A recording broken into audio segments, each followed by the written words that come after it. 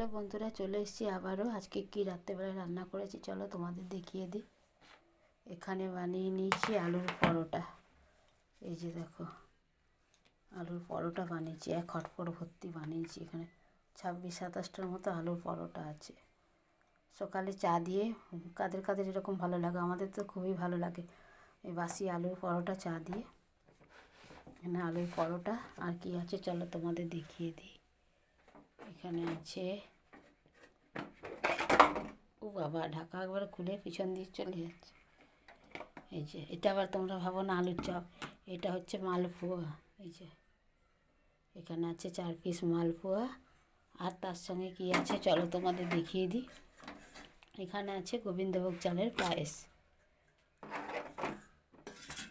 এই যে গোবিন্দভোগ চালের পায়েস বানিয়ে নিয়েছি, যেহেতু বৃহস্পতিবার দিন আমরা একটু পায়েস বাড়িতে বানাই।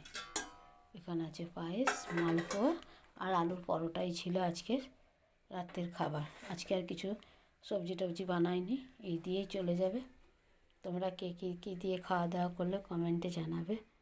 আমাদের এই খাবার ছিলই। এবারে শীত পড়ছে তো এরকমই হবে। আলুর পরোটার রেসিপিটা আমি তোমাদের দিয়ে দেবো, তোমরা যদি চাও দিয়ে দেবো, তোমরা দেখে নিতে পারো। চলো তাহলে ভিডিওটা বেশি বড় করব না। Good night.